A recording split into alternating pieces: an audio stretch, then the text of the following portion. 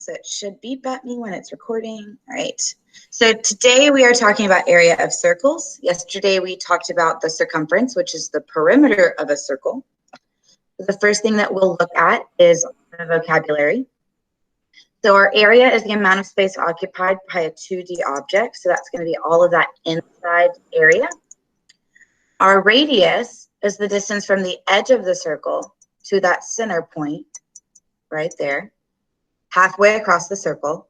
And our diameter is the distance all the way across the circle through the center point as well. Now remember that our diameter is equal to 2 times our radius, or our radius is equal to half of the diameter. Pi is the ratio of circumference to diameter. It's always approximately 3.14. This is only an approximation because pi actually never repeats its digits and it also never stops. So it goes on and on and on forever. Do you have questions about the vocabulary? Okay. No. Awesome, because you just heard it for the second time. All right, again, our visual vocabulary, our circumference is all the way around the circle. Our radius is only that halfway distance from the edge of the circle to the center. And if my radius is 5.5, what would that diameter be?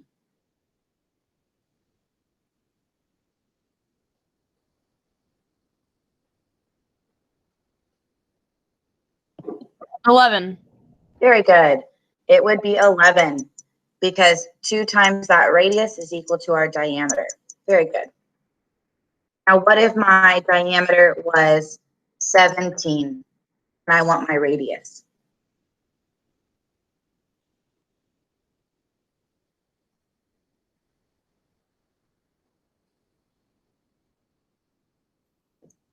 Wouldn't one of them be 9 and the other one be 8? Or no, it would be, oh.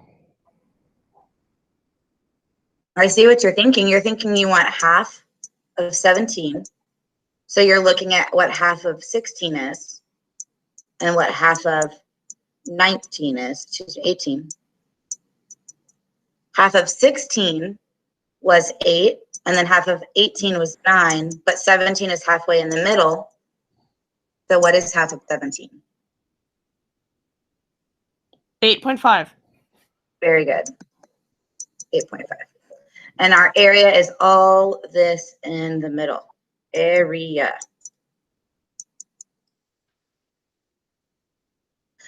So very quickly, if I was to cut a circle into like pizza slices, so boom, boom, oop, that is not straight. Boom, boom, boom. I have 8 pizza slices, and then I rearranged them. What shape does this really look like down here? A rectangle? Or It's not a rectangle. Parallelogram. It is a parallelogram. Very good. And when we find area of a parallelogram, we use the formula A is equal to length of the base times the height. Now, I've rearranged my circle into the same exact way.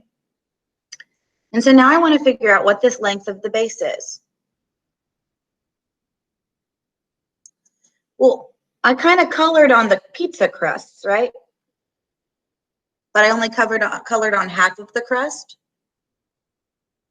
So really, that represents 1/2 of our circumference, which is 2 times pi times radius. Do y'all have questions on that so far? Because this crust on the bottom represents the half of the crust of the circle that I rearranged. And then now I need to know what the height of the parallelogram is. What is the distance from the edge of a circle to that center point always called? Halfway across the circle, what is that called? Is it the diameter or is it the radius?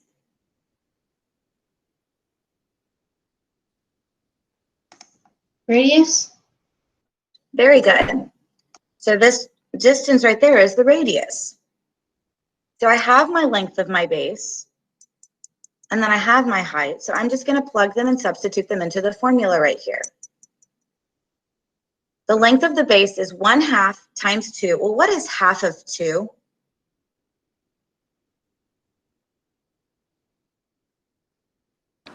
One. So doesn't 1/2 of 2 just simplify to 1 right here? Yeah. So then the length of our base is really pi times the radius. And that height was the radius. So then times the height, which is also the radius. In 6th grade, do you remember how you learned about exponents?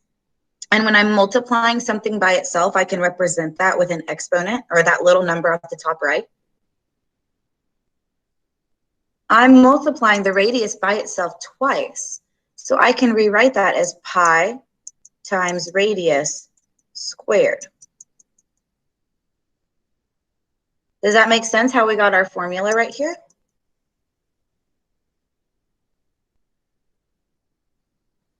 Yes.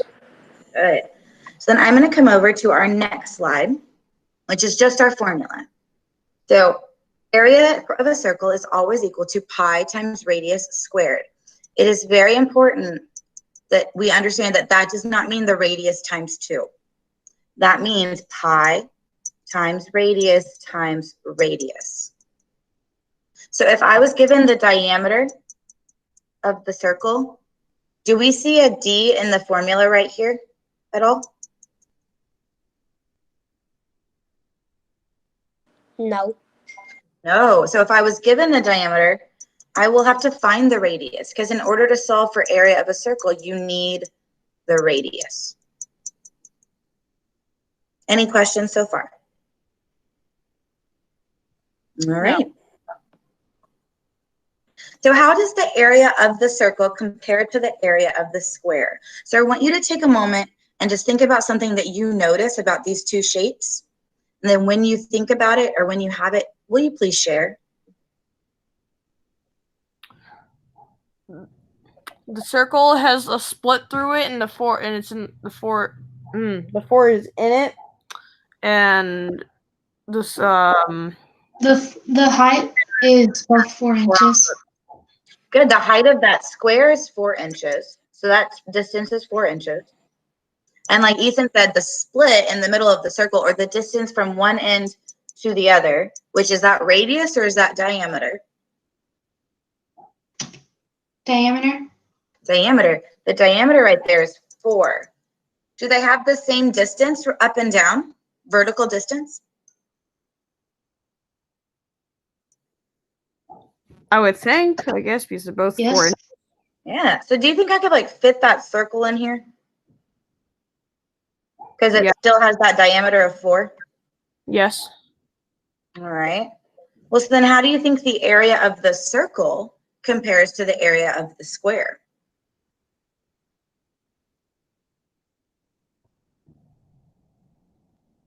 Are they equal? Is one bigger than the other? I think the square has a little more space because it has the corners. Good. So we have those extra spaces, which means the area of our square is greater than the area of the circle, or the area of the circle is less than the area of the square. Questions on this one? Awesome. So we want to know what the area of the circle is. So really quick, I'm noticing right off the bat that I have the distance all the way across the circle. And I'm remembering that that means that that is the diameter, and the diameter is 12. But they're asking me to solve for the area of the circle. So I'm going to go, if I was in Imagine Math, I would click on the formula button. I would find where it says area, and I would find area of a circle, which is pi times radius squared. Well, I know what pi is. I know that pi is 3.14. Well, I don't know what my radius is, but I know my diameter. Does anyone know how to find radius if I know my diameter?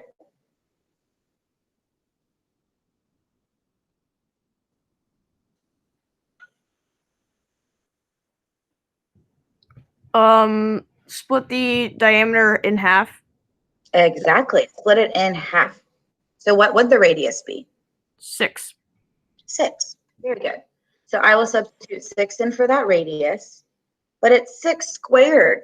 So does that mean it becomes 2? Or excuse me, does it become 12? No. What does it become? That's really, and if it helps you, I would rewrite it out. Pi times your radius times your radius. Mm-hmm.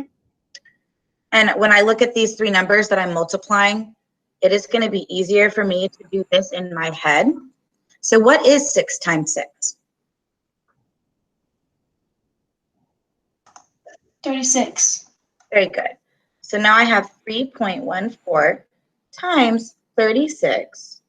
And this is where I'm like getting my calculator to help me out.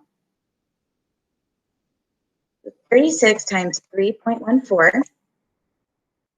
I get that my area is 113.04.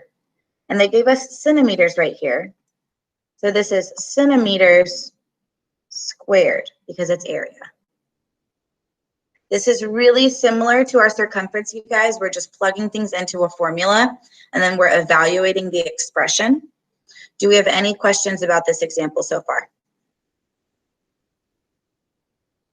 No? All right. Okay, so now what is the area of the circle? So this time, who knows if I was given my diameter or my radius? You were given your radius. Beautiful. So my radius is 3.5. So the first thing that I am always going to do when I'm solving area problems is I'm going to write my formula. So pi times radius squared. I know that 3.14 always goes in for pi. And 3.5, which is my radius, will get substituted in for r. So I'm going to rewrite it out here just to help me. So 3.14 times 3.5 times 3.5. And I'm going to use my calculator because that is a tool that will help me. So 3.14 times 3.5 times 3.5. I get 38.465. And my units are centimeters, so that will be centimeters squared. Notice for this problem, I was already given the radius, so I didn't have to do anything like the previous one. On the first example, we were given the diameter, so we had to work to find the radius. They made the second one a little bit easier for us by then already giving us this radius right here. Questions on this example?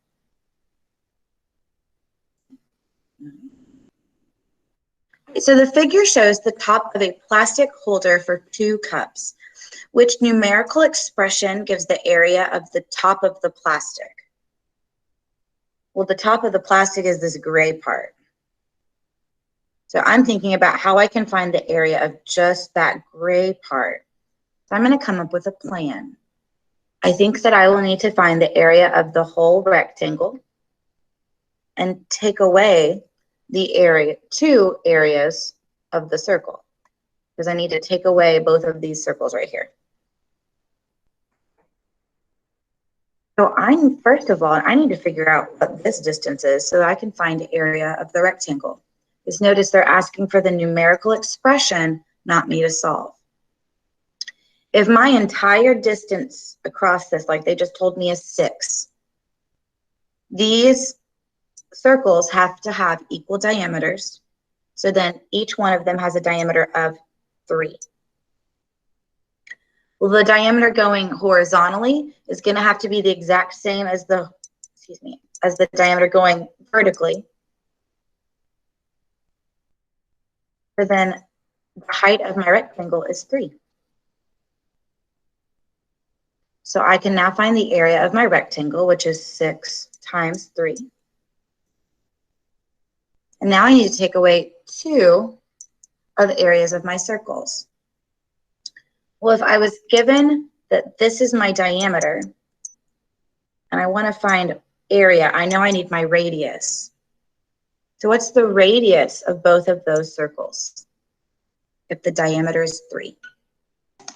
2. Not 2. What is half of 3? 1.5. Very good, 1.5. So then that would, I'm going to plug that into my formula. So it would be 2, because I have 2 big circles right here, 2 circles. So 2 times the pi times my radius, which is 1.5 squared. So this right here would be my expression that allows me to find just that gray area. Do you guys have any questions on how I did that? Does it make sense how I went from the length of the rectangle to finding the diameter of each circle? This makes sense, but let me write it down so I can just go back onto it. Absolutely.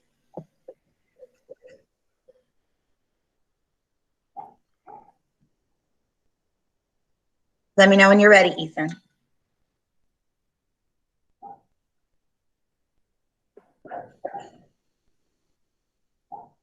Okay, thank you. Great. So the circumference of circle A is twice the circumference of circle B. Which statement about the areas is true? So I know when we look at this, we want to think, oh, it's just times 2. But let's just kind of use a guess and check method. If circle B has a circumference of, let's say 12 pi. Notice I'm leaving it in terms of pi, which means that 12 is my diameter. Well, if circle A is twice that, then the circumference would have to be 24 pi, which means that this one has a diameter of 24. So circle A has that diameter of 24. Circle B has that diameter of 12. So who knows what the radius of circle A would be? 12. 12. Good. And then what would the radius of circle B? 6. Good. All right. Okay. Good. So now we are going to do 2 columns. We're going to have circle A and circle B. So ugly. Circle B. And we're going to find the area. But we're only going to find the area in terms of pi, which means I'm just going to leave pi in the equation. I'm not going to multiply it. So I'm going to write my formula, pi times radius squared for both of them. What is the radius of A?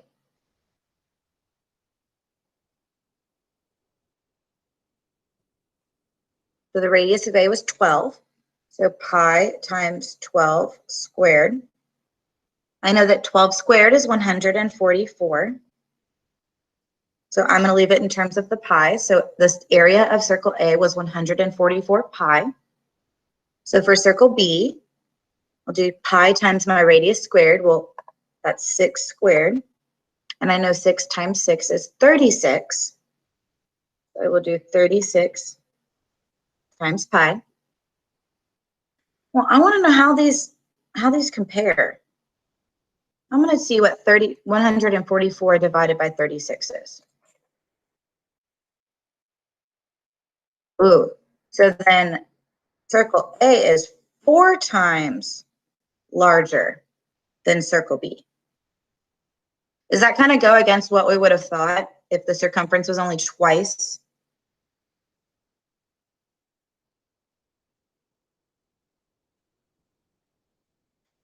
So the important thing to remember with this is when you are affecting area, you're affecting more than one dimension because you're affecting the radius twice since we're squaring it right here. So whatever the difference between the 2 shapes is, in this case, it's twice of it. So it was times 2. Whatever you're changing the 2 shapes by, the area changes by that squared. So 2 squared gave us 4. So the areas were times 4. Is there any questions on this one? A really easy way to kind of not have to worry about this part is just by plugging numbers in for the diameter and radius that follow the rule, and then evaluating the area like we did right here. so that you can see how it works for yourself. Question. Okay. Oop, we're going back. Yes, sir.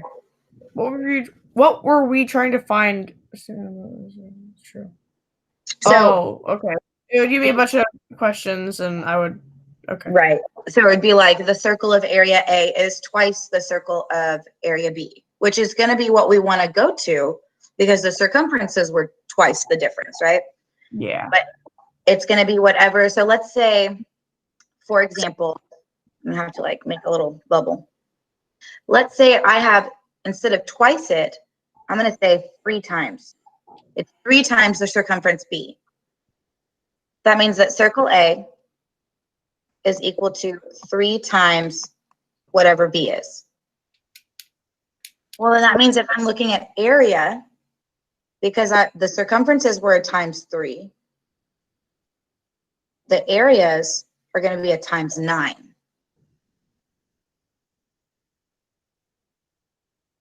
Does that make sense? Yes. Okay. If the area of a circle is 100 square meters, what is the radius? So let's identify what we know, because this is kind of like circumference yesterday where we worked backwards. So if area is equal to 100, I want to know what the radius is. So I don't know what that radius is.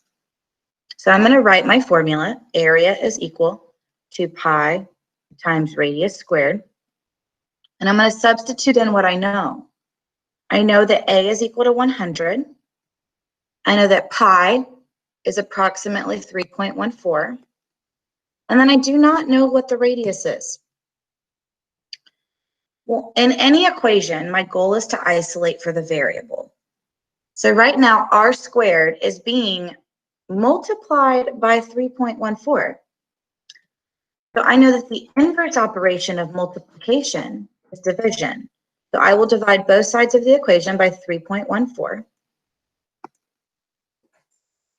This will simplify right here to 1, which leaves me just with r squared.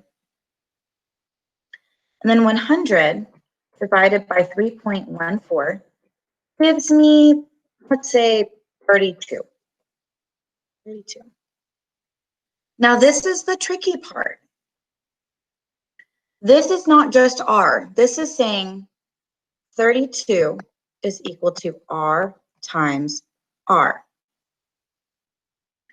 So I want to know what number r could be. So if we could do a guess and check, and then I'll show you a simpler way. So if 32 is equal to blank times blank. If I put a 4 in there, is that too low or too high? Too low. Right. What about a 5? Too low. So 5 squared gives me 25, right? I'm getting closer, Yes. right? What about 6 times 6? Too high. Okay, so 6 squared gave me a 36. So it's not going to be a whole number for the radius, is it? No. No. But what whole number will it be closer to? Will it be closer to 5 or closer to 6? Closer to 6. Very good. Closer to 6. So I'm going to say we can estimate it that it would be, R would say, let's see, equals 3.8. Let's just check. So I want us to look right here because this is something that you actually don't learn until 8th grade math. But I want to know what r squared is, or what r individually is. So I can actually take what is called the square root of 32. So I'm going to come here and I'm going to say 32. And do you see this button right here that says square root?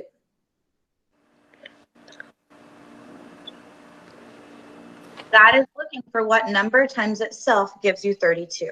So I'm going to click it, and we get 5.65, so approximately 5.7. Was that really close? Oh, I wrote 3. That was really close to our guess of 5.8, right? So we get that our radius is equal to 5.7. Are there questions on this one yet?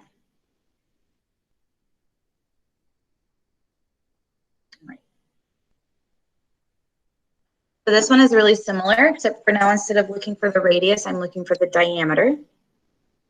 If my area of the circle is 50 square inches, so area is equal to 50, I want to know what the diameter is.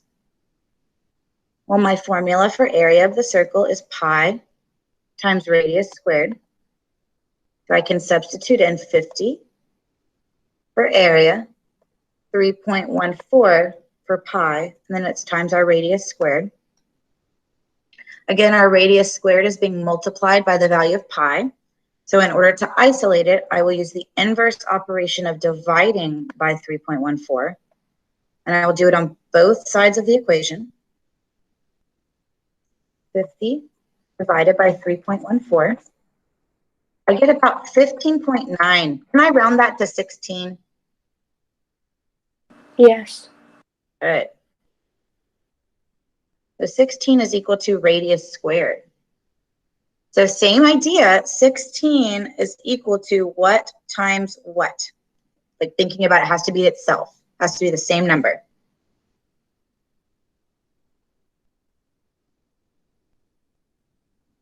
Who knows what a number times itself gives you 16? 8. Oh, not 8. Think 8 because it's 8 times 8. That's 64.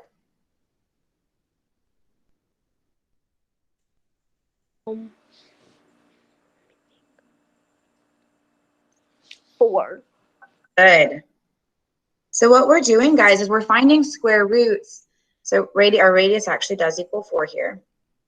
And the idea is that let's say the area is 16. So this is the square. We're looking for the root, which is the side length. So if this is a square, that means all the sides are the same. For me to have an area of 16, the side lengths have to be 4. So the square root, which is what I was saying earlier, the square root of 16 is 4. And we can still do it on our calculator. We just type 16, and then we take the square root to get 4. Do you have questions on this part? That is our last example. I'm going to come back, stop presenting, stop recording.